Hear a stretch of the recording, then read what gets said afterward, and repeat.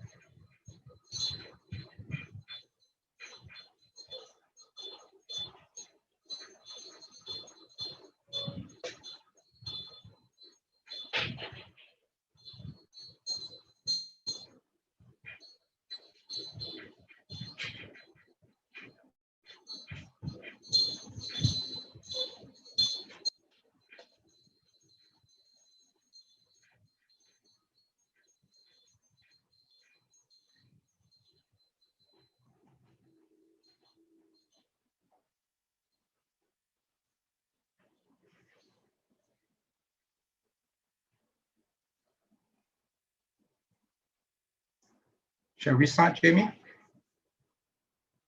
Andrew?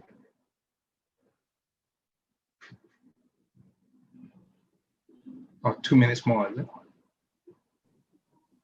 2 minutes. Yep, 2 more minutes. Okay.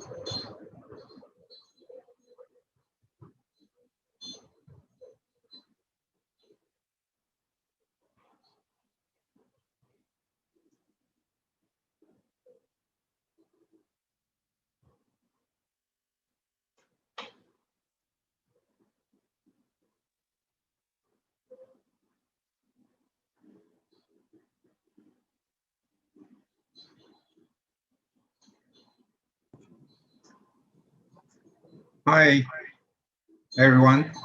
Very good day. Thanks for coming for APAN51 day 2.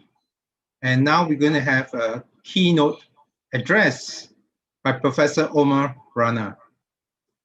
He is a very well-known professor and is from Pakistan.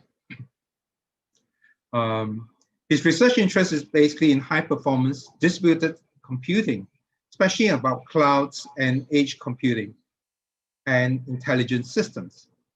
He's a visiting professor to well-renowned universities like Shanghai Jiao Tong University, China, and also a visiting professor to Princess Nora University in Riyadh. Well, he graduated from Imperial College, and after that, he did a Master of Science in Microelectronics in University of Southampton. Without further ado, I would like to invite Professor Omar Rana to give us a keynote. And the title of the keynote is The Intelligent Age, Integrated AI and Edge Computing. Professor Rana? Thank you, Professor Lee, for the introduction. So it's an honor to be presenting this talk at APAN51, and especially since it's happening in Pakistan this year. I hope you can hear me okay. I'll just make this full screen. Okay, great. So the title of this talk is The Intelligent Edge and how we can integrate artificial intelligence and edge computing. And you can see my email address there. If you have more questions after the talk, I'd be delighted to have a conversation on this. So, okay, so just to give you a context for this talk and where this talk kind of originated. So if you look today, we have a number of devices that are connected to our network. So on one end, we have mobile and wearable devices to vehicular networks, for example, in-car networks where we have CAN buses and FlexRay and so on within vehicles, which are connected to a number of electronic control units that exist within vehicles. And these electronic control units are sending data to a network also. We also have desktops and laptops and other devices. And on the other hand, we have accelerator enhanced end devices, which are also channeling data into the network. So today, the kind of mode of operation is that these devices, which can operate at different data processing speeds or data rates at megabits per second to terabits per second, they consume different processing power, for example, 1 watt to 100 watt of power, and they transmit the data to a network backbone into a cloud data center. And most of the analytics and visualization of this data takes place in the cloud data center, which then pushes data out often to user interfaces that are connected to these devices.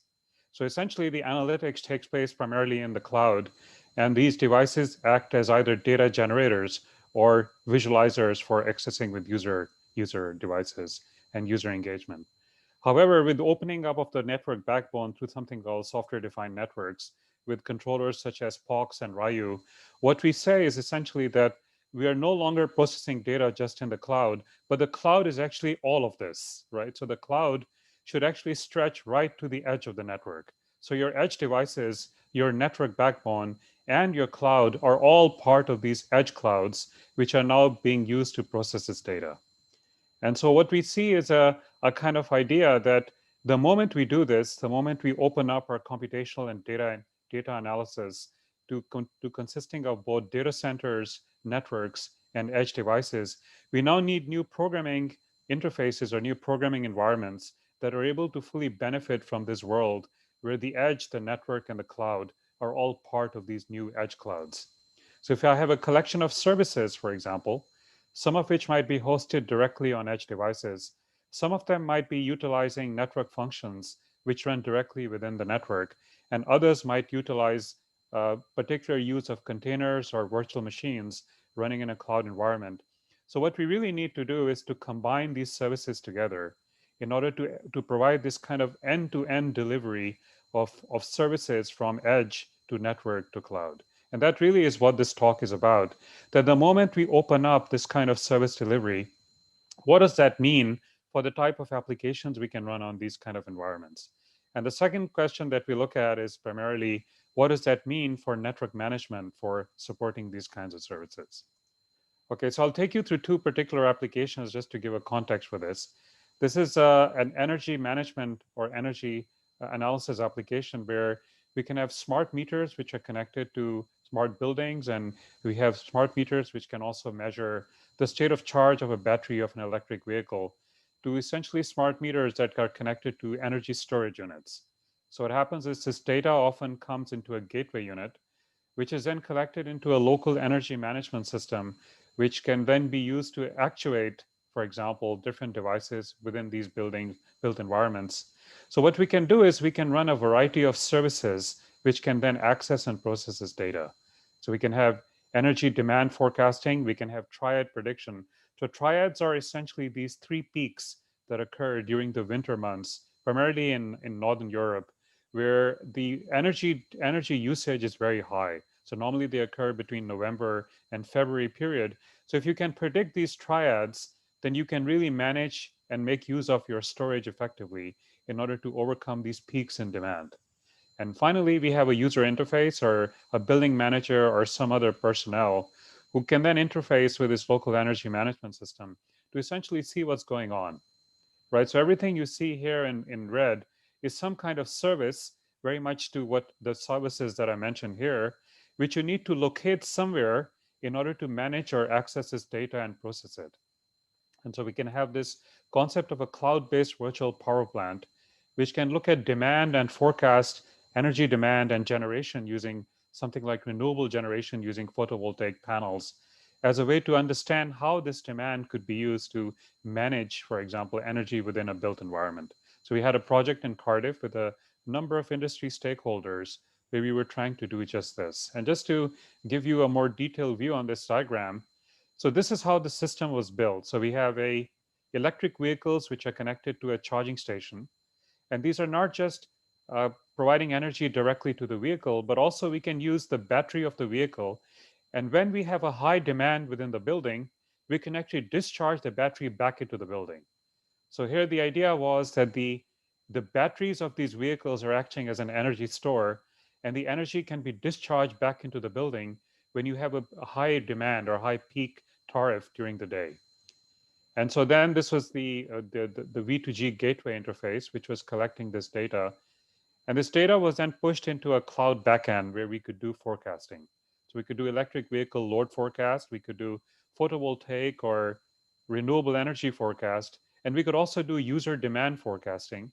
And we could combine these together to do a day ahead estimation of potential energy usage within the building and how demand could be supported through renewables. So that's an example of a virtual power plant that utilizes a number of services that can be combined together to manage user demand. Of course, you can have other kinds of signals that can also be fed into the system as a way to coordinate the kind of control algorithms or the prediction algorithms that are being executed, such as market prices or tariffs, which are available within the market. So this system was trialed at Manchester Science Park in the UK. Manchester Science Park has about 150 companies which are located in Manchester with about 3,500 people working there. Their energy usage is about 1.5 million pounds per year, and they generate about 210,000 tons of carbon dioxide. So the idea is by using these renewable energy management systems and using these kind of network edge services, we're able to provide these three types of operations within this Manchester Science Park. So we can do peak shaving, we can do demand side response prediction, and we can do triad cost reduction by utilizing artificial intelligence algorithms that can be hosted within services that are run within Manchester Science Park. So one of them is this unit here, which is the charging station you can see here. This was developed in collaboration with Potenza Technology, another company in the UK. So you have a power brick, for example, that sits within this power unit. And this is used to not just provide energy to the battery of the vehicle, but can also discharge the vehicle or battery back into the building. So it provides this vehicle to grid capability that can then be used to support this kind of scheduling of energy assets. So we had a user interface, for example, that was developed as part of the project I just briefly mentioned. So we could use this kind of demand side response prediction as you can see here, where we could collect energy usage in 15-minute intervals from these smart meters. We could look at the location of the vehicle, and we could also look at the state of charge of the vehicle, depending on which vehicles are connected to these charging stations. So the key idea here was that we would have a picture that looks like this, right? So we would have a collection of energy assets that sit at the edge of the network. The data is then pushed into a cloud platform. We use a system called Comet Cloud, which uses a master-slave model, where the master collects data from these different devices, Internet of Things devices, over a network. And then we run analytics, AI algorithms, which are doing this forecasting. In this case, we were primarily using machine learning models like these. So we have naive Bayes, Bayesian net, J48, and multi-layer perceptrons, which is a kind of neural net prediction. So what we were looking at is essentially building a model, a forecast model in the cloud. But once the model had been built, we could take that learned model and we could push it back towards the network edge. And why did we want to do that? So the reason is that if this network breaks, the network between the edge devices and the cloud data center breaks, or for example, if there's a cyber attack on this network and the network becomes unavailable, then the cloud data center and the edge becomes disconnected, right? So the idea was then that we build a forecast model in a cloud, and then we push the learned model right to the edge, and we can host it on devices such as Raspberry Pi or Arduino devices, which can then work locally at the edge and adapt the model if this connectivity breaks, right? So we develop a local forecast using edge devices, or we can update a model that has been built using a cloud environment. And when the communication link between the regional site and the remote data center breaks, right, or there is intermittent connectivity, we can just revert back to the learned model that has been shipped to the edge. And so one thing we looked at here is this idea that when we use this kind of machine learning, where machine learning models are not just built on the data center but also connected to the edge, we not only need to consider the accuracy, usually the mean squared error or the model accuracy, but we also need to understand how the model can be adapted, right? So it's not just the absolute accuracy of the model, but also how these machine learning models can be dynamically adapted once they are pushed towards the network edge. And this paper explains this in more detail, and you can see more details. So we used a rule-based engine. We used something called Jest, which is a Java expert system shell, which can be used to run a bunch of rules. So once we have learned the model on a cloud data center and pushed the model to the edge, we can now use these rules as a way to adapt the model in real time. So for example, just a simple rule here says that if I use a vehicular ID, an electric vehicle ID, and if the vehicular ID is available in an old schedule, and I cannot collect new data and run it in the data center, I just revert back to my old schedule as an approximation, right? So I don't have to redevelop a new model. I just revert back to the old charging schedule that was used before. That's just one example of how we can combine data center and edge together for supporting machine learning. Of course, we're not the only ones doing this. There's a whole bunch of industry partners, industry players who are working in this space. So this is the latest offering from Microsoft called Microsoft Rocket, which combines something called Microsoft Azure, which you can run on clouds, with Microsoft Azure Stack Edge. So the Azure Stack Edge runs on your edge devices, and then this can be combined with something called a deep neural network detector that can run at the edge using Azure Stack Edge, hosted combined in combination with a cloud data center. And Spatula, which is another Microsoft product, what it does is it takes camera feeds or video feeds that are coming from multiple edge devices, in this case, primarily video cameras, and then can do cross-camera correlation by combining these different video feeds using cloud systems, right? So these are examples of one industry vendor doing similar things. This is another one from Amazon Web Services. So it uses something called Amazon Kinesis and Amazon Deep Lens. So what it does is if you have like a video camera which generates a video feed, the video feed is captured as something called an Amazon Kinesis stream. And depending on the number of cameras and the number of streams you have, you can dynamically scale your backend cloud infrastructure depending on the number of dynamic streams that you're generating. So this uses something called Amazon Web Services Internet of Things platform called Greengrass. And Greengrass can dynamically spawn or something called shard a number of streams, and those shards are dynamically then submitted to multiple instances of Amazon Lambda functions or Amazon functions that can then process these streams. Right, so both of these are examples of combining edge and clouds together as a way to offer this kind of new computing platform that combines data centers and edge devices together. Okay, so continuing on, I'll give you one more example. So this is another example, a practical example we are working on in Cardiff. So here the idea is that if I have a number of edge devices, such as a number of Raspberry Pi devices, and here I have a data center which consists of a cluster of cloud nodes, what I can do now is that I can take a smart router which can run a network function, and the network function can help me dynamically determine whether I should process my data on the network edge using Raspberry Pi, or whether I should process it on the cloud. And the way this does is that it uses a number of tags, and these tags are associated with user data. And the tags are used to determine, for example, where the data processing should happen. So a classic example, right, is if your data has privacy constraints because it has is private data that a user does not want to share with a cloud data center, then that tag can be used to constrain the data and limit the data to the network edge, right? So what this happens is we have this concept of a edge cloud orchestration mechanism where the orchestrator is a software component that dynamically determines the placement and scheduling of user applications, right? So what it says is that it can use a number of criteria as a way to determine where a user request should be executed. So should it run, for example, in proximity to a user by improving utilization of your locally owned devices, or whether it should run on a cloud data center because it has some kind of deadline or execution time constraints. So it cannot run here because these resources just do not have enough capacity to be able to run your task.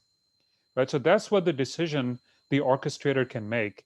And then it can move jobs between edge and cloud dynamically depending on the capability of these resources. So you can see more details at this paper at the bottom. So what this is saying is essentially that we can schedule tasks on locally available edge resources or forward tasks to a cloud system. And the forwarding process is then based on the properties of tasks or tags that you can associate with these tasks, such as security credentials of the resources that are involved in this environment.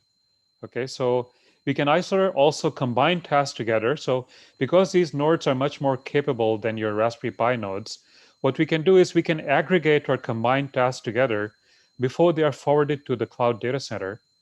And conversely, we can take a job or executional task that was going to run on the cloud, and we can split it into multiple smaller tasks and then move them closer to the user to the edge. Right? So we can essentially do this kind of task migration between edge and clouds depending on the properties of what the task is about. You can see that here. So just to give you a more practical scenario where we use this, this is an example of a project called PISIS, which is run by a colleague of mine in Cardiff. So Milford Haven is a port in the UK, which is one of the largest fish processing industries in Europe and also in the UK, of course. And this is a packaway building which contains a number of appliances which are used to process the fish. So when the fish arrive on the port, then you have a number of appliances that are used to process these fish that arrive into this packaway building.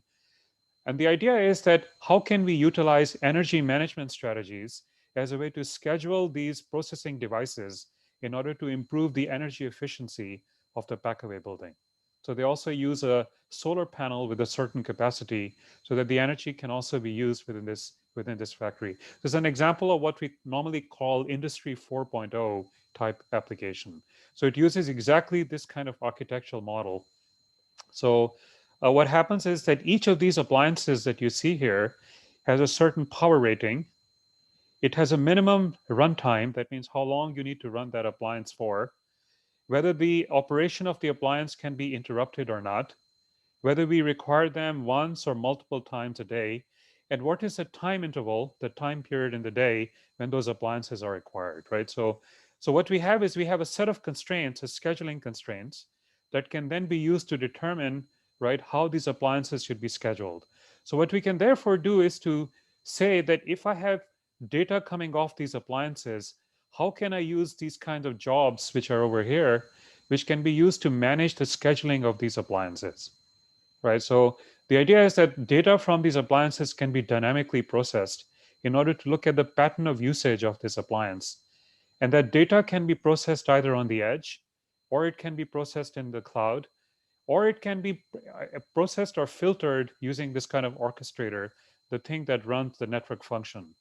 So what this shows you is that there are multiple trade-offs in determining whether you should run these kinds of data analytic tasks on edge or cloud resources, depending on the data transfer time, that is the time to transfer the data from the appliance to the edge or cloud, and also the overall execution time, the completion time. So in some cases, right, depending on the type of jobs that you want to run, you have equivalent more or less completion time. So it doesn't matter whether you run it on the edge or you run it in the cloud. However, the time to actually migrate the data may be different, right? So migrating to the edge might be much quicker because it's in proximity to these appliances versus running it in the cloud. So using these kinds of benchmarking strategies, we can utilize a resource management system for energy management within this kind of factory environment. Okay, so just to those two examples. So what are the things that we can learn from this from a general network management perspective? So if I take the two scenarios that I mentioned before, you can think of it like this, right? So on one hand, I have a data source. So for example, here we have a video feed, and we can have a number of subscribers who are interested in this video feed. And what we want to do primarily is to create an end-to-end path through the network, right? That in this case helps us transmit this data. In this case, we look at a multicast tree that takes data from a video feed and submits it to multiple subscribers.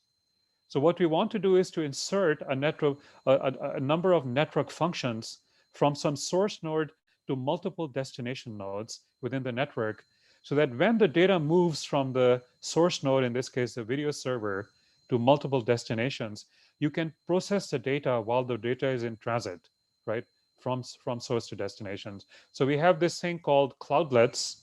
Cloudlets are network functions that can be inserted into network elements, which can process the data while it's in movement from one end of the network to another.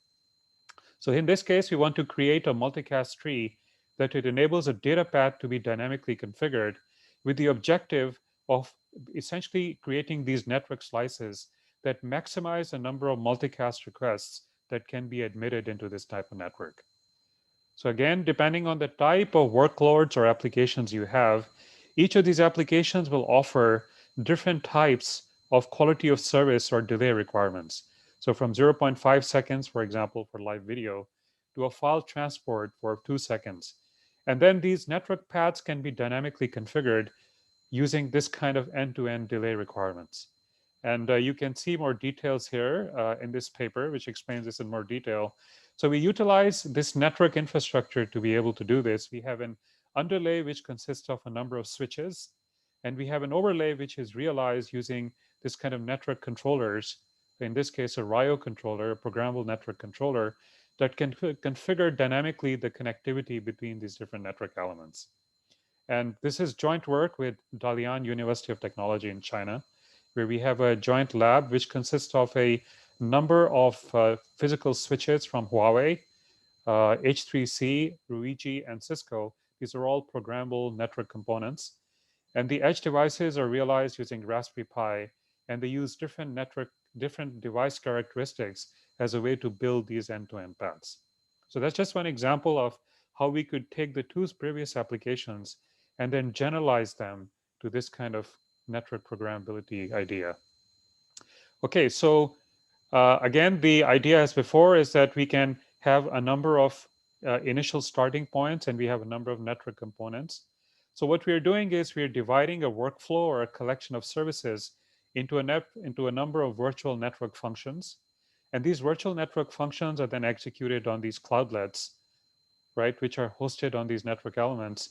And we want to do is to optimize a number of objectives or metrics end to end as we transmit the data and process it from the starting or source nodes to destination nodes to achieve some end-to-end delay target and meet some security constraints, which says that depending on what these cloudlets are, we can dynamically create network paths so that we preserve the security requirements of the user, so that the data is only forced to transfer to certain cloudlets which do have the security credentials that are required by the user.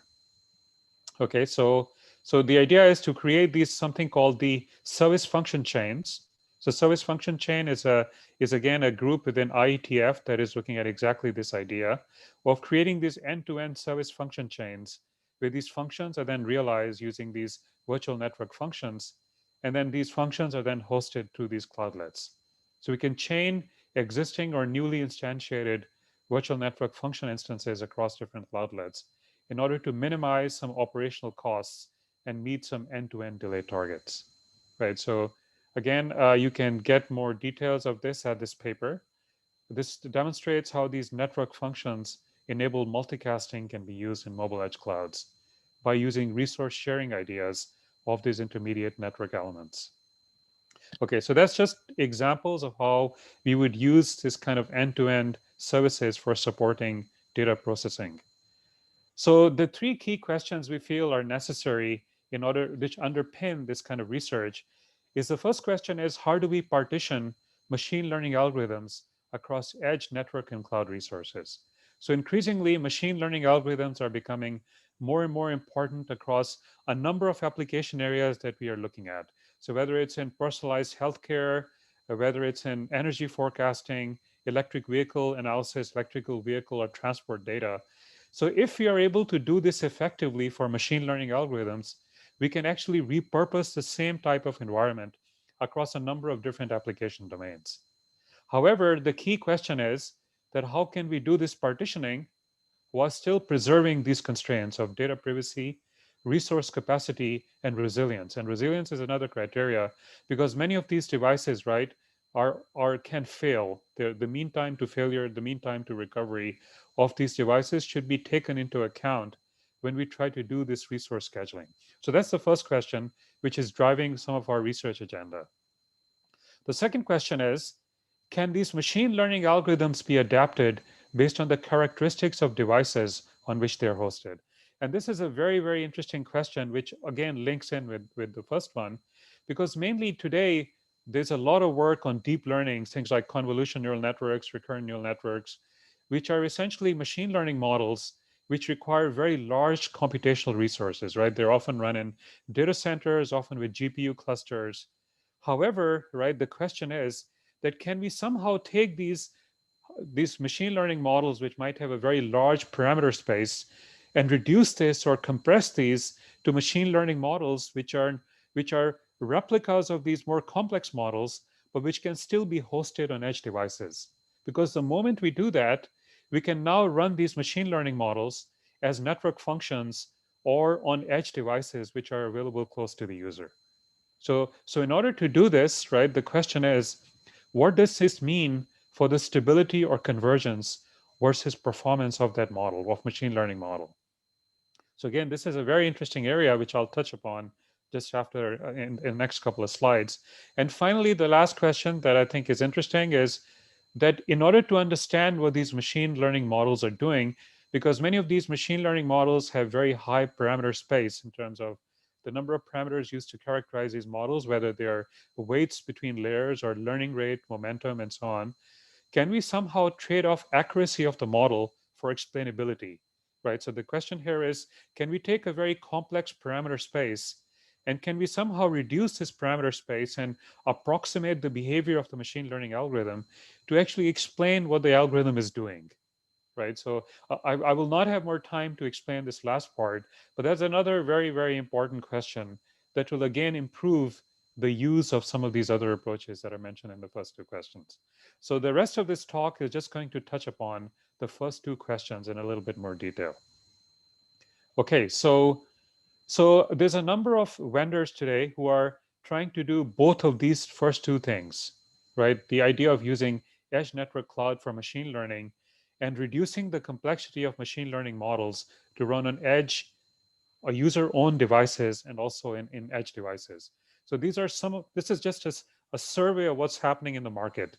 So CoreML is a library from Apple where you can run machine learning directly on Android, on Apple iOS devices. And MLKit and Neural Nets API plus something called TensorFlow Lite is a library that you can run directly on Android devices. They're being developed with Google. Facebook has something called Cafe 2, which is again a library that you can use with Facebook data. And all of these utilize underlying numerical libraries like Eigen and OpenClass, which are used to manipulate the data structures, for example, matrix and vector data structures that are often available in many of these machine learning algorithms. Huawei has a whole infrastructure called MindSpore and Ascend, and this is a very interesting development from Huawei, where you can run machine learning models not just on Huawei data centers, but you can also port these on user-owned devices using this MindSpore and Ascend architecture. So it's very much interesting to look at this. Of course, there's a whole bunch of other work going on in China with Chinese vendors. So Tencent has this library, which is NCNN, which is a neural net library, which does convolution or reduced version of convolution neural networks. So it does X by Y convolution filters with something called the window stride of Z. So you can move this window across an image, for example. And Maze from Xiaomi and Anakin from Baidu are other machine learning libraries which you can host on these edge devices. One very interesting thing about running neural networks and machine learning models on edge devices is actually because the neural network structure, the structure of these machine learning models is pretty well defined, right? Because you know the number of layers in your model and the connectivity between these layers is often well defined. So we can actually use this structure to predict or pre-estimate the amount of computational resource requirement that these machine learning models would have. So we can do something called memory pre-allocation as a way to do pre-allocation of resources before we actually run the models.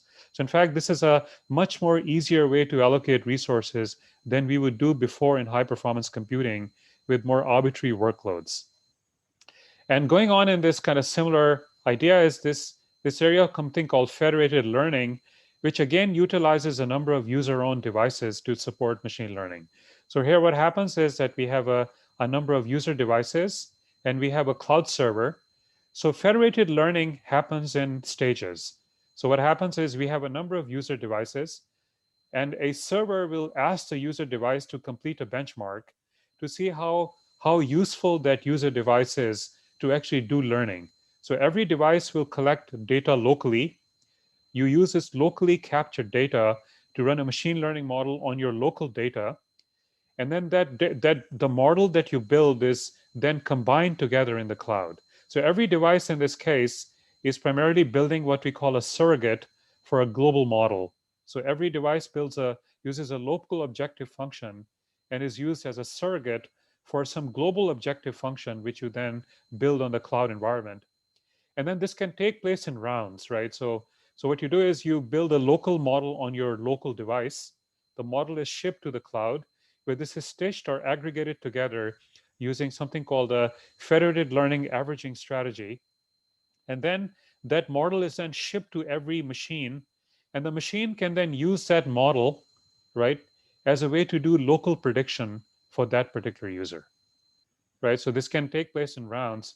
So federated learning is a very interesting way to combine edge devices and cloud resources and combine learning on the device with model aggregation in the cloud to do this kind of combination of edge and cloud machine learning. Okay, so we've also done a number of work in this area. This is one of them. So if a classic example is if you take a video analytics pipeline. So normally when you do video processing, you would have some kind of video loading and decoding or motion detection phase. Then you try to refine the video frames in some way. You'd have frame enhancement and scaling. And then you would typically do object detection or object localization within the video frame. And finally, you would have object recognition, right? So that's a typical end-to-end processing pipeline for a video feed that comes from a camera. So what we do is we can take this this pipeline of video analysis, and we can split this pipeline and then determine whether these pipeline phases or stages should be hosted on edge devices, whether they should be on cloudlets, or whether they should be hosted on the cloud, right? So the idea here is that we can take stages of a machine learning model called the convolution neural network. And we can divide this into stages and then dynamically determine where these stages should be physically hosted. And so here the idea is we can use in-transit or fog nodes and combine these with edge devices to execute these kind of processing stages. And the placement of stages is then dependent on the type of infrastructure you have. So for example, if your edge devices already have a GPU within them, then you don't need to use the cloud at all, right? So all processing can happen here. But if your edge devices have low capacity or low capability, for example, you might have a Raspberry Pi or an Arduino board directly connected to your camera, then you can do some initial frame processing or frame what we call filtering directly at the edge, right? So you can dynamically decide where to host the stages depending on the capacity of your resources. You can see more here. So this is the more classical video processing engine. So you have a number of video cameras that transmit video streams to a switch. This data is then transmitted to a data center, which can often run something, a combination of CPU and GPU clusters, running something like OpenCV and Mahout, which is a machine learning library on this incoming video stream. So what we're really saying is that we can take this data center and we can partition this data center so that some of this data center is actually physically closer to the user. And this is how it works. So we have a number of video cameras transmitting video feeds to edge nodes. And now this data center that you see here is actually partitioned into these stages, where some of these stages are on the edge, some of them are in the network using cloudlets, and the rest is then run on the GPU cluster. So the idea here is that you can take these stages with video loading and decoding, frame enhancement that can happen on the edge. We can then do object detection primarily in cloudlets by using object localization. And then we can run object recognition directly in the data center. So as you go furthest down the stages, the computational requirements can increase, for example. And this is how the pipeline is realized. So as a video feed comes in, we look at each frame that occurs in the video feed, and we can divide the frame into a frame array. So we have a number of frames in the frame array. And what we can do is we can associate a utility to each frame, right? So a frame has a value to a user. So we, depending on the value of the frame to the user, for example, if the frame does not contain anything or the frame is of low qualities in the sense that it has a loss of noise in the frame and we are not going to be able to do anything with the frame further down the line, we can just discard the frame right directly at the edge. We don't need to push it to the cloud. So we can do some kind of data filtering directly at the edge. So that means that frames which are now pushed further down the stream are high value frames, right? Because those frames have something more interesting in them. So as the frame moves to the cloudlet, we can then look at objects in the frame. And if the objects are not there or the objects are not of interest, we can just discard the frame. And if the frame does have something interesting, we can then push the frame directly to the cloud. So the cloud in this case only gets a high value data stream, which can then be processed directly in the cloud. So this is an example of utilizing edge, cloudlet, and cloud together for this kind of stream processing. And again, the placement of stages in this pipeline. Okay, so another example of using this kind of network functions is where we have these network functions or something called network service function chains, where these functions can be combined together into these kind of graphs or directed acyclic graphs. So here this means that function F2 comes after function F1. So F1 will give data to F2 and F2 will give data to F3. So the idea here is that given these kinds of service function chains, how can we run these service function chains on both user-owned devices, in-transit nodes or cloudlets, and data centers, right? So this is the idea of this. This is joint work with one of my PhD students on looking at this function execution across these resources. So in this project, we're utilizing a software called Parcel, which comes from, this is collaborative work with University of Chicago and Argonne National Lab, where these network functions are realized using Python apps or Python applications, where each network function is now a Python app. And this Python app can execute on different devices, and these devices can then be combined together, and they can be a combination of data center owned resources and user devices. So it uses something called a parcel executor, where the executor can run on a high performance computing engine, but it can also be hosted on something like a Raspberry Pi or an Arduino device. And so this is the idea. So what happens here is that you have a collection of network functions, and a function is a Python code that performs some activity on some data. And this Python function can then have an endpoint reference, and these endpoint references can refer to Python functions that run on a data center resource, or it could be a function that can be hosted something like in a Docker container. And we have a registry of functions where you can say what type of functions are available to me. And the idea then is that we can take a collection of these functions and then we can run these on different type of devices. And each of these functions can also be authenticated using an authorization, the global authentication mechanism, to say that who has access to execute these functions. So this is what we do. So we take a directed acyclic graph of these functions with data dependencies within these graphs. So a user device will transmit this graph of functions to a controller node, which in this case runs on a Raspberry Pi.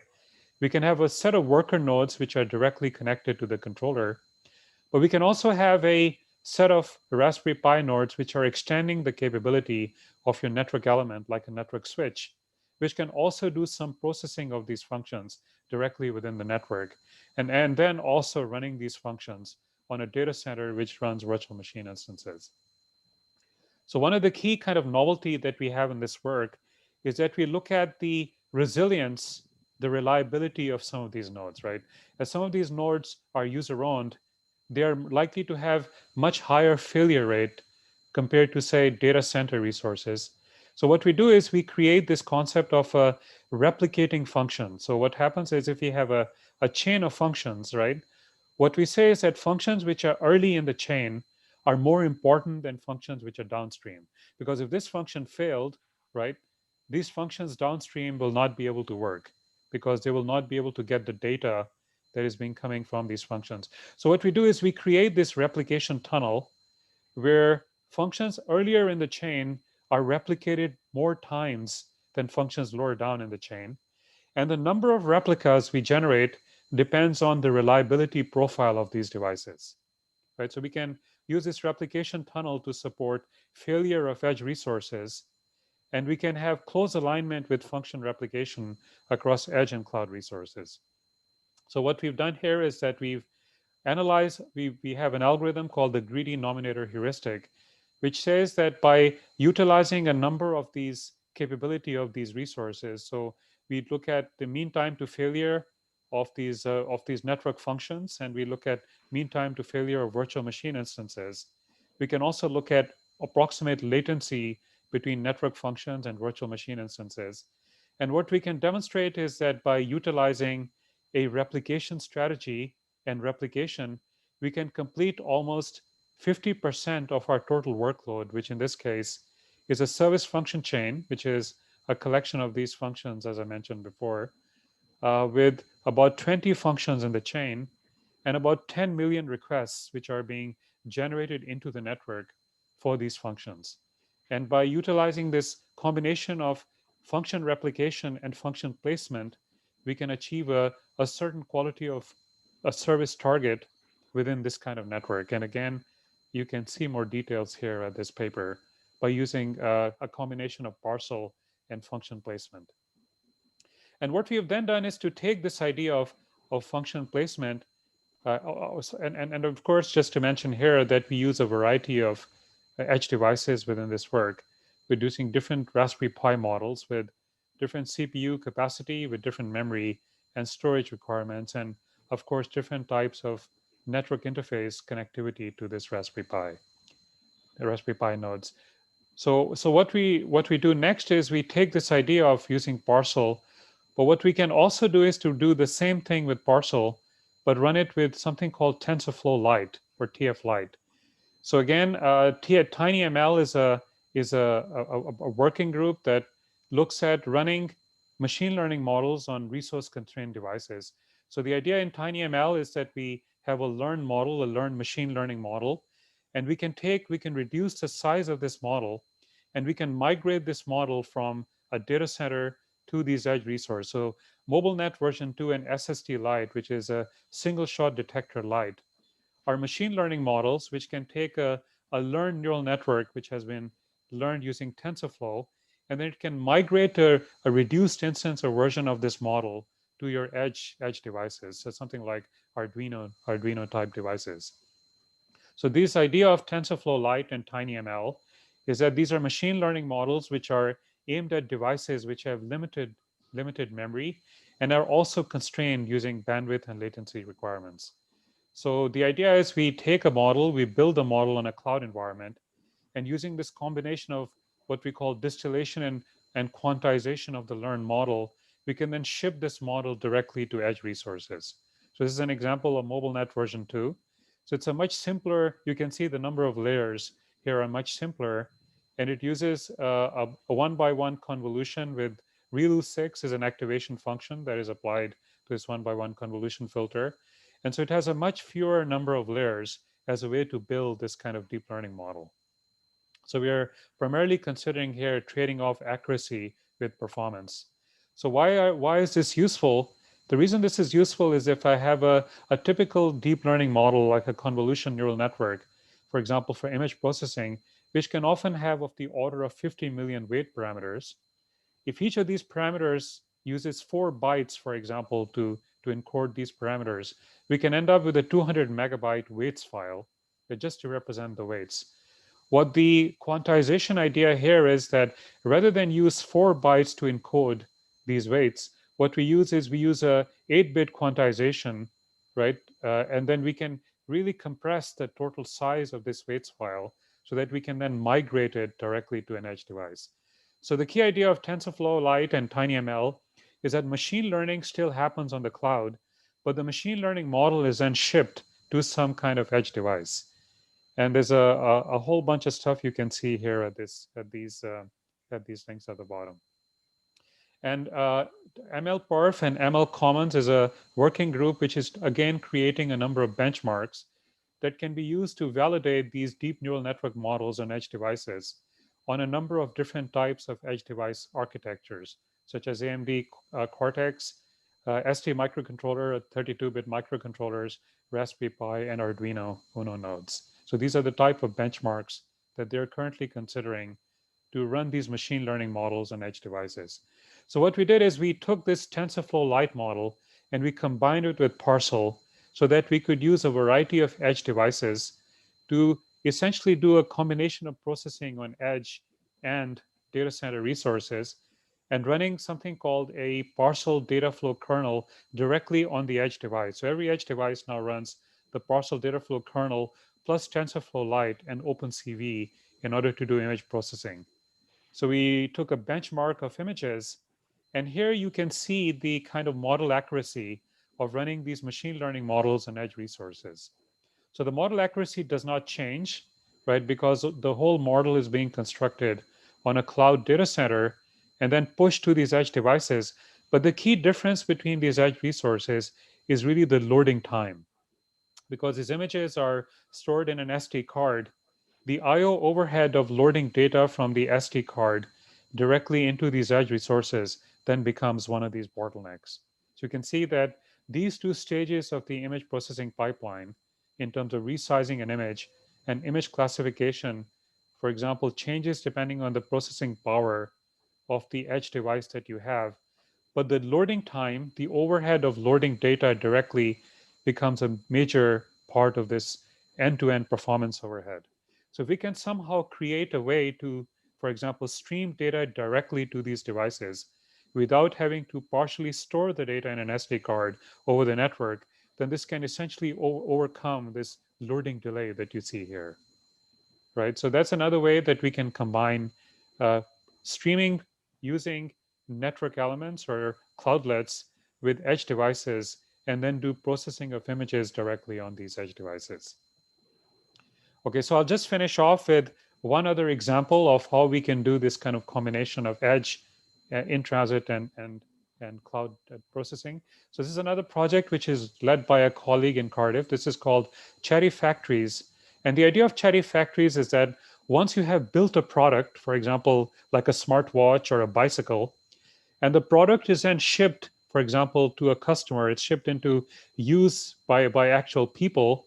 Then what Chatty Factory does is to say that, can I take sensors on the product, and the sensors can give data back to the factory so that the next generation of the product can be improved. So the product chats back to the factory to tell the factory about how the product is being used in practice. So we can create this kind of new type of manufacturing processes which can directly take data from the product and improve the manufacturing process itself. Right. So this is very much under, again, in the area of Industry 4.0. So we have a product that talks back to the factory after production. However, this has to be done in an anonymized way so that we can preserve the privacy of the user, right, who's using this product. So you can use this data to enhance the next generation of the product while still preserving user privacy. So in this case, we use a machine learning model called an autoencoder, which uses sensors from the product, and it uses a stack denoising autoencoder to use noisy data from the use of the product to create what we call a semantic label with how that product is being used. So this is the idea. So we have a chatty device or a chatty product which sends data to an autoencoder, which is again a machine learning model. And depending on how that product is used, this autoencoder will associate a label. For example, you can say the product is being used while walking, the product is being used while sitting. So it essentially associates an activity with the use of the product. And if the activity is not known beforehand, you can essentially create a new activity, a new label with the product. And then these labels are then utilized using an unsupervised machine learning model. And then the model and the label for the product is then shipped into a cloud data center. And so what happens is that if you have a product and you often see the same type of labels with the use of the product, then you know that people are using the product in the same way. But suddenly, if you see unknown labels or unknown activities with a product, that means that the user is using the product in a way that the manufacturer had not thought of before, right? So that means that maybe the product needs to be improved in some way for this unknown activity, right? Unknown use of the product that was not thought of before. So this kind of feedback loop between the factory and the product use enables us to create a new generation of products. So this kind of data collection architecture uses edge devices, cloud data center, and in-transit processing, right, to be able to collect and analyze this data. So for example, the data can include accelerometer data where you can use XYZ coordinates on an accelerometer to see how the product is actually being used. And then we can associate labels, right, with this data using this autoencoder to understand how the product is used in practice. So again, we have a paper that came out this year, just last month, which talks a little bit more about how we use this autoencoder and associate labels with a product. Okay, so I'll just finish there with in conclusion, therefore, what this talk is trying to emphasize is that we have a variety of data-driven applications today which focus on the use of cloud computing infrastructure. And many of these applications today collect data at the edge of the network using Internet of Things and edge devices, and then rely on cloud computing, right, to process this data. But with increasing availability of computational power in the edge, and the use of network functions by opening up our network to the use of programmable networks, can we really combine these different layers into a new type of clouds where the cloud stretches right towards the edge of the network? And if that was to happen, right, the question from computer science and networks community working together is to understand how we can create a new type of programming environment that allows us to fragment our services across these cloudlets, edge, and cloud systems. So how do we know what to run where? What should we run in the cloudlets? What should we run at the edge? And what should we run in the data center? And can we do this in an automated manner, subject to a number of optimization criteria, such as maximizing use of cloud edge resources or preserving user privacy or security, minimizing the overall execution time, and so on. And finally, what this talk is really trying to emphasize is we need to create a new type of machine learning or artificial intelligence model where the machine learning will adapt based on the type of resources on which the machine learning is executed. So whereas machine learning models today, like deep learning models, are really aimed at data centers and cloud resources, but can we also work on machine learning where the models are, again, being able to adapt depending on the capacity of the resource on which they're hosted? Again, TensorFlow Lite and TinyML is a very interesting step in that direction, but I think we need to do much more in that space in order to address these application requirements. Thank you very much. Thank you. Okay, thank you very much, Omar. That was a very interesting talk, and certainly would want to invite some questions. However, we run over time, but I think it's amazing. Things have moved on so tremendously. New technology is coming online, and as you said, IoT is the main thing. You have to the sensors out there to capture the data, and yet now you have enough compute power to do a little bit of processing of the data. And once again, thank you very much, Omar. Unfortunately, I'm not able to take any questions from people. I would thank you very much and invite Helga, our next keynote speaker, to come online. Thank you, Omar. Thank you very much. Thank you for the opportunity. Thank you. Bye-bye. Hi, Helga. Hi. Hi. I've known Helga for quite a long time, and since the start of Good Old Friends, and since the start of Tian. Well,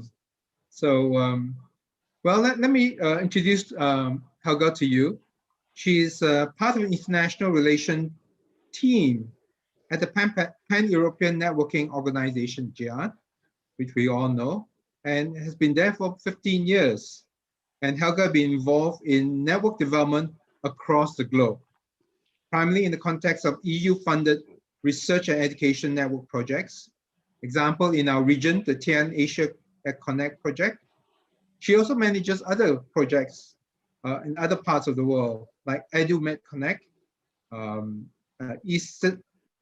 which is the Eastern Mediterranean, and also the Arab State Research and Education Network, ASREN, and in the implementation of the Africa Connect in North Africa.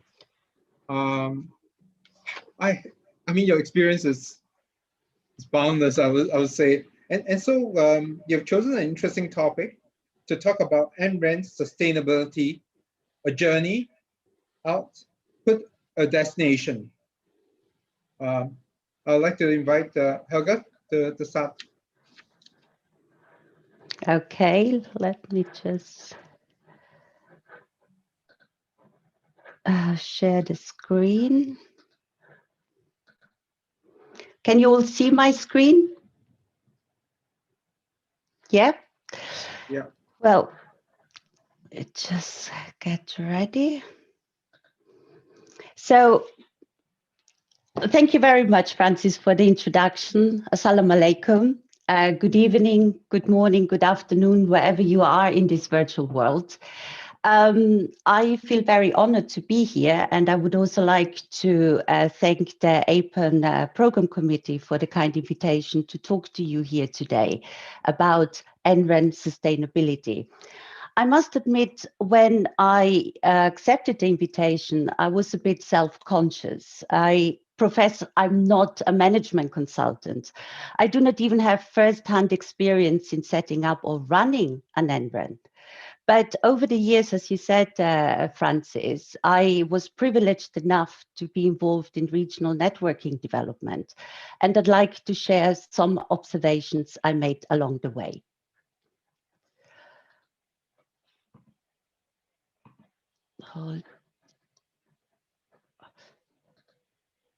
Sorry. Can you see actually my presentation full screen? Yes. Okay, but I seem not to be able. Let me just. I can't. I seem not to be able to move now the slides. Oh, hold on. I do apologize for that. I try again.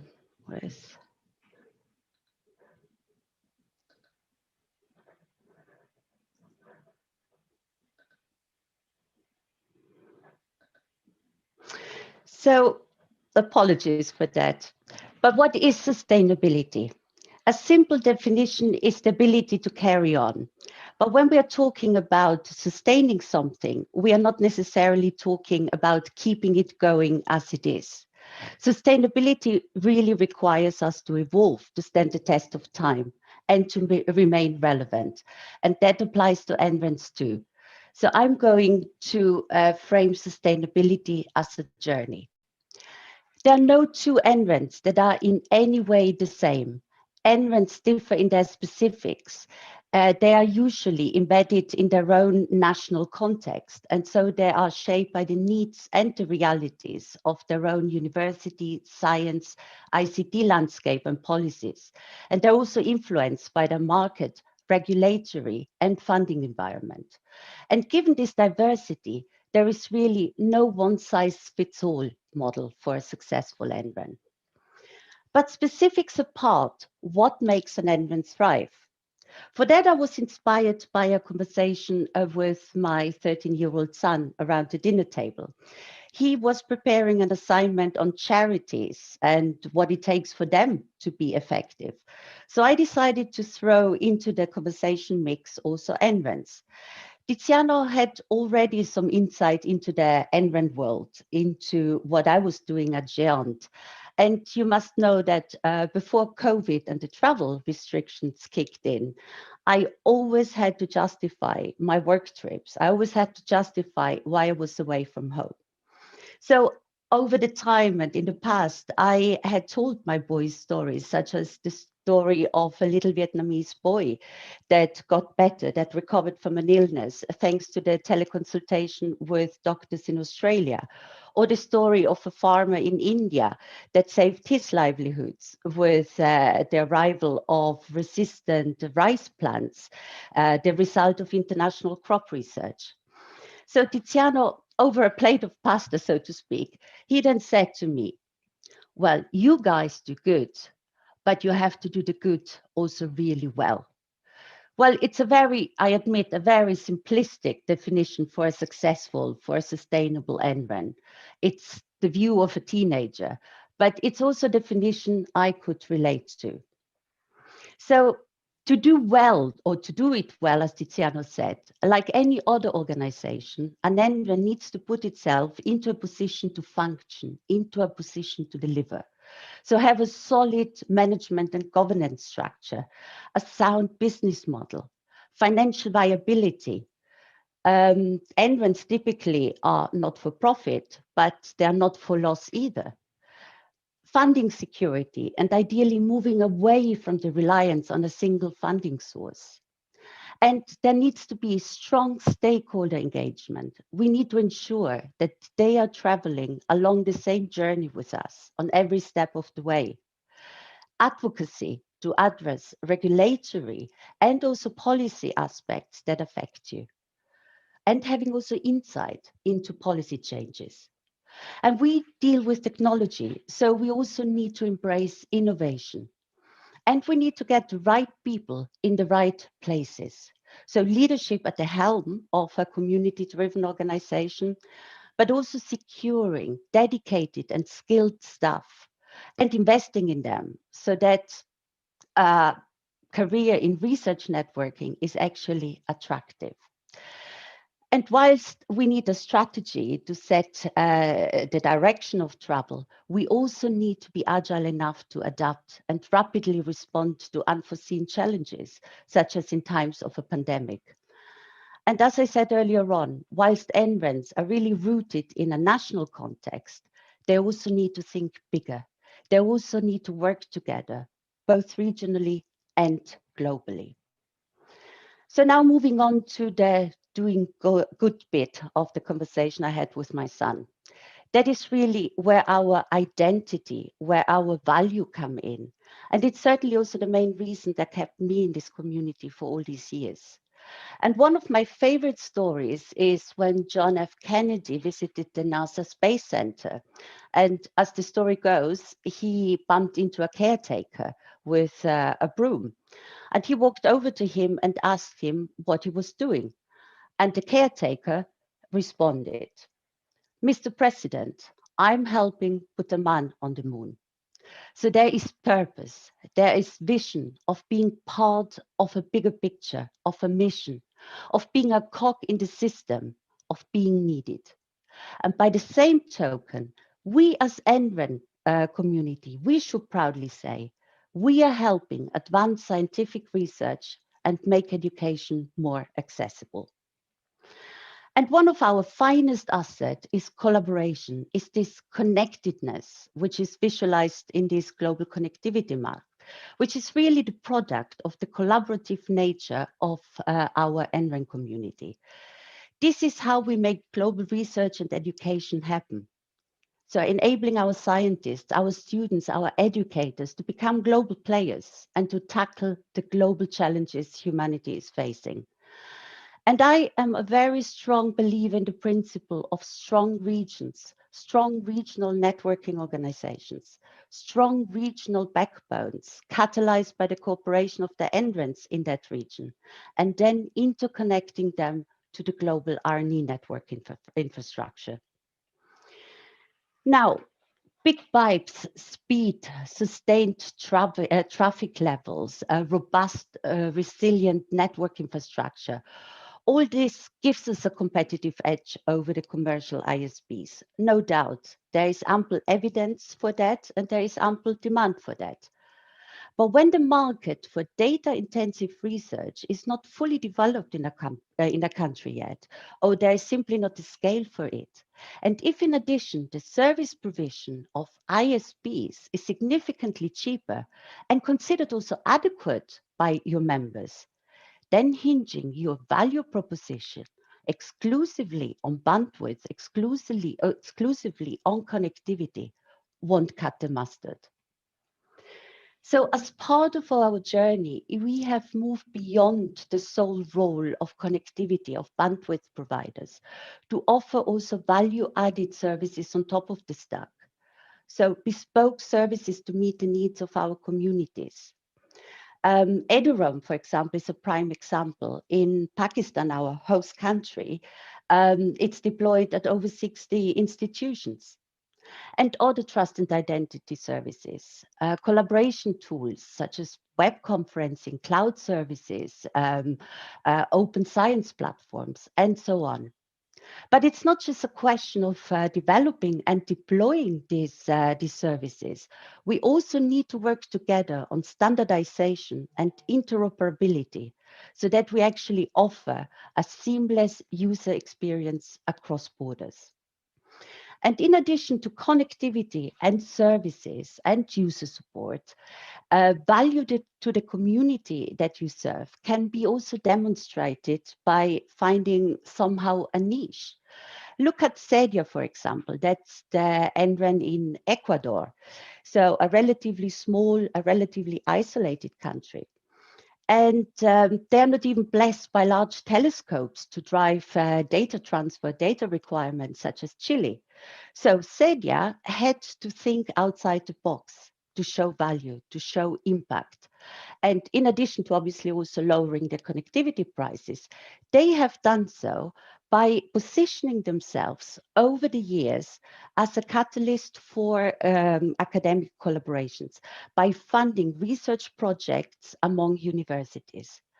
And the result is a better grading of the universities, more research papers published, and overall an improved quality of research in Ecuador. So tangible value.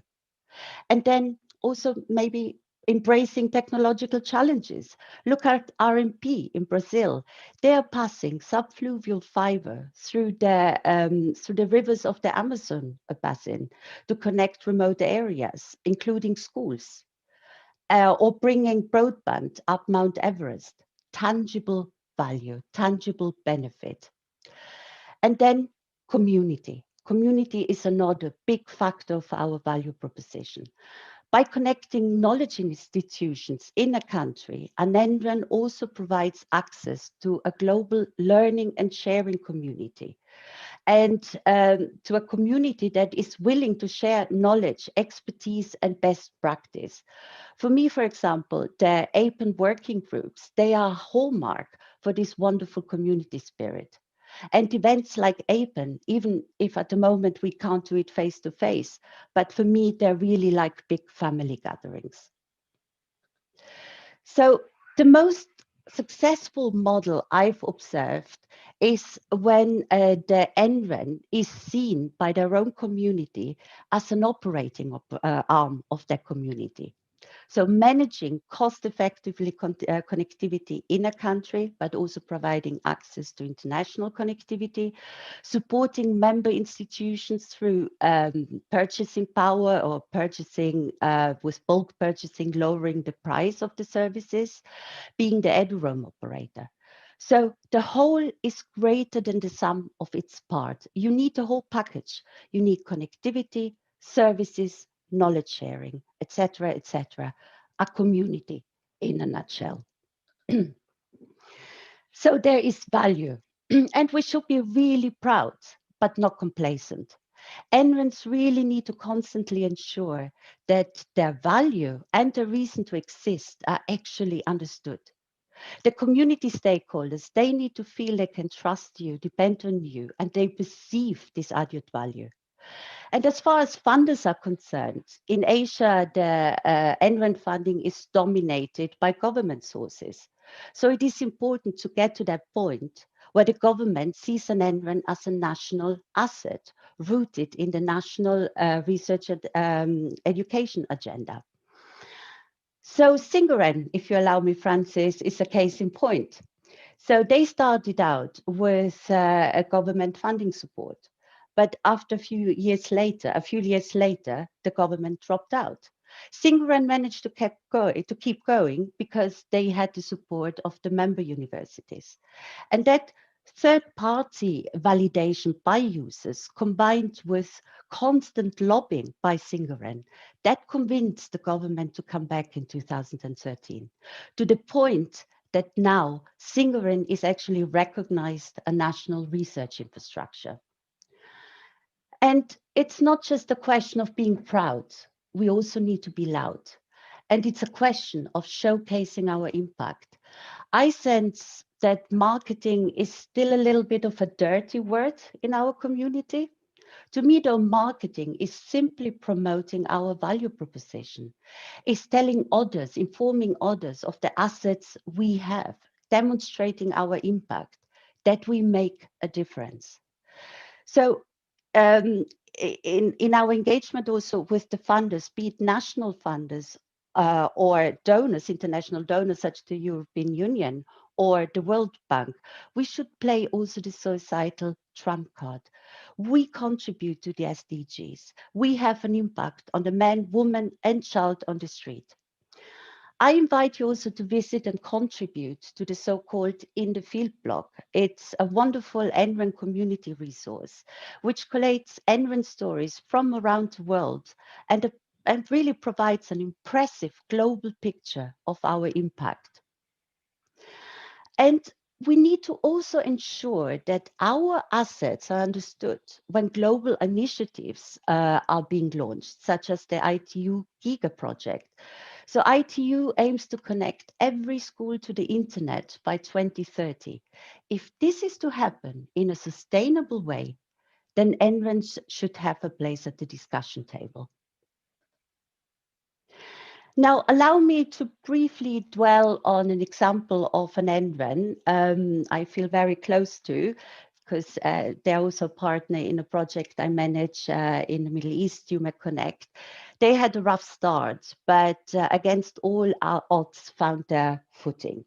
So it's Lebanon. They have a very young NREN, Tech Care, less than 3 years old. And it can be really difficult to convince R&D institutions in Lebanon about the value of an NREN, especially when the infrastructure, the tariffs, and the political climate are all but favorable. So incumbent telcos, no government support, unaffordable access to fiber. But there was a bunch of really tenacious and also visionary people at one of the institutions, the American University of Beirut, AUB. And they understood the concept of an NREN, but they also realized that the value debate needed to be flipped around. So they moved the discussion, the NREN discussion, away from how can we build a cheap and fast network, and they put a focus on providing shared services to build a community first, and then use this community to leverage the bandwidth. The implementation of AUB has delivered the key argument to secure a critical mass of support from other institutions, now 10. And with EU funding support under UME Connect 3, they then progressively also managed to deliver on the connectivity front. Or look at Reno in Uganda. They receive very little support from the government. So they have no other option but to stick together. And that strong linkage with its members, that has certainly contributed also to the fact that Reno is one of the most successful NRENs in Africa today.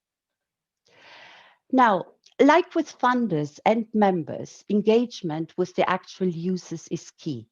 Today, there is a small number of large collaborations or user communities, SKA, or the activities associated with the Large Hadron Collider. And they are adept at exploiting networks. I always call them the network savvy, bandwidth hungry usual suspects. They know how to get the best out of the offering, of our offering. And typically as part of the NREN science engagement, they are also involved, they're typically involved in optimizing the infrastructure. And that in turn helps the NRENs also to anticipate needs and to future-proof ahead of the curve. However, there is also a growing need to help and assist users, to reach out to users that still struggle with using these resources. So sustainability, in terms of sustainability, this means giving a much greater focus on customer support to those users who are not technically literate and who don't even know how to ask. Proactive assistance to those users who have challenges of national and international cooperation, but don't know how to deal with them. That requires handholding. And yes, handholding is resource intensive and resources are usually constrained. So play to your own strengths, select, but engage.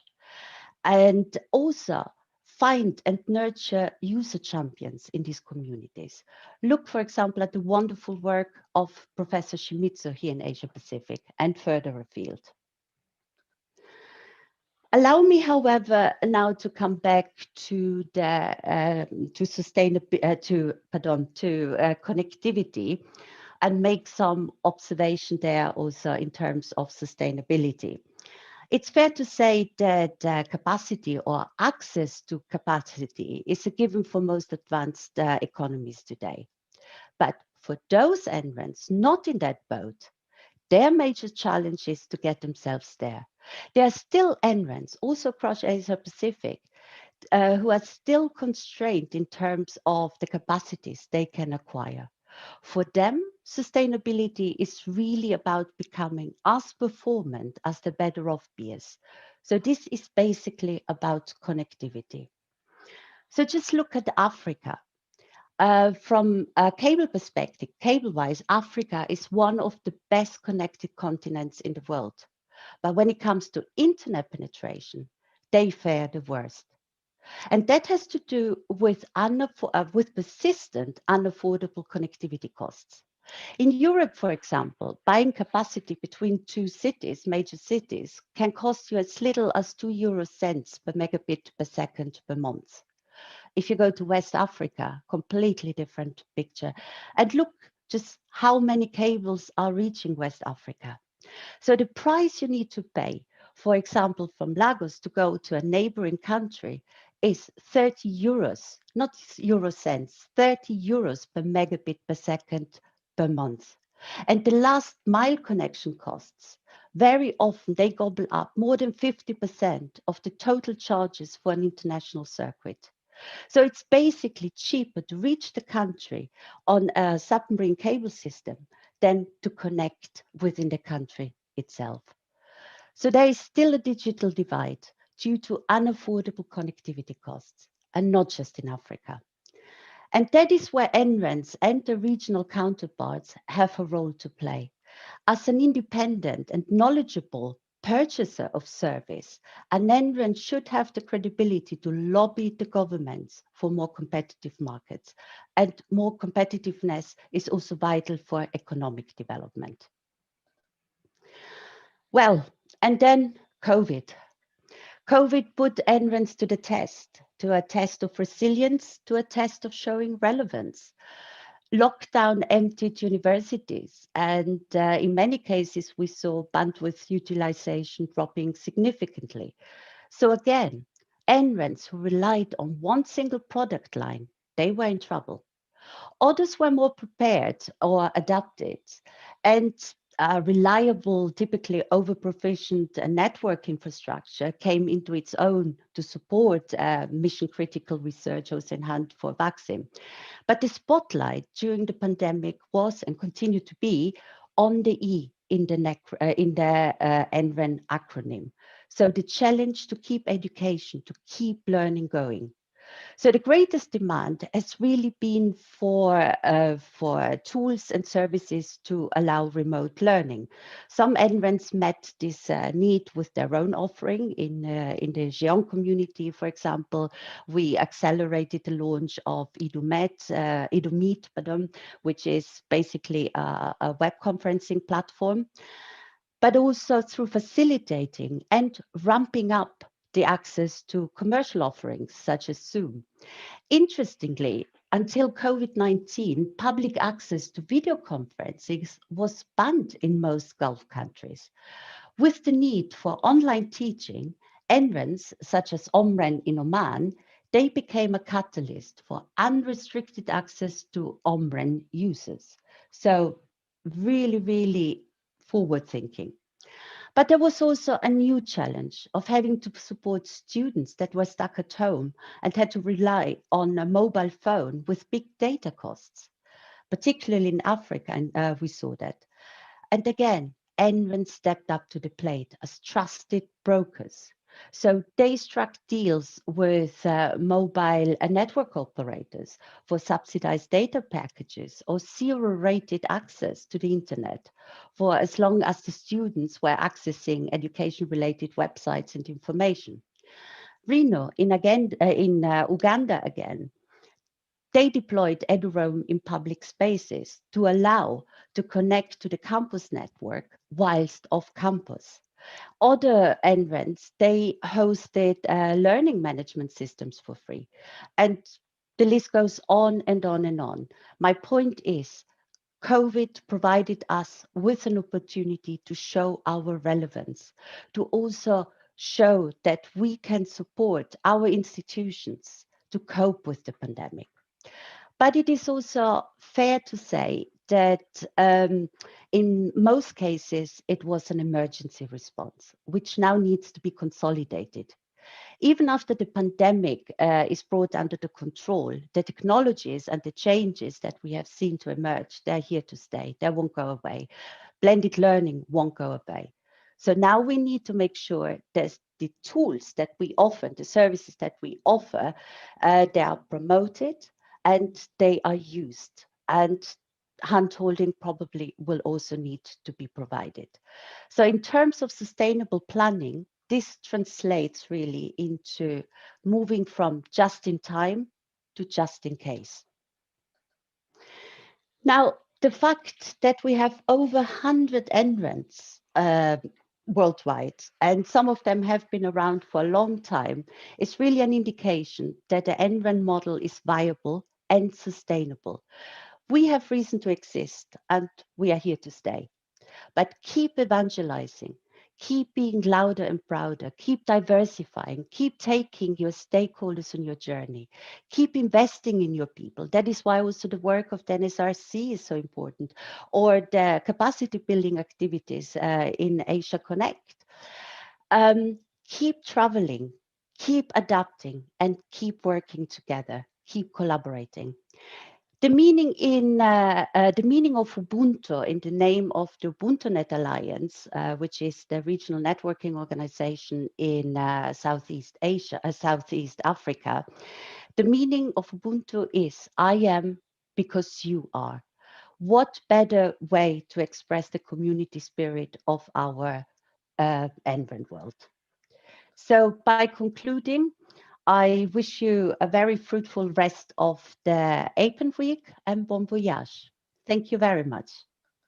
Thank you, Helga. Thank you very much for that very, very enlightening talk on the NRANs. And thank you for sharing your insight and experience on the NRANs. Now the floor is actually open for Q&A, but those who want to ask any questions, you can post it on the session Q&A. I would like to start the questions first, if I may.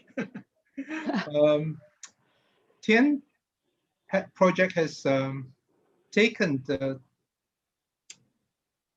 East Asia, Southeast Asia region to another level of NRAN collaboration.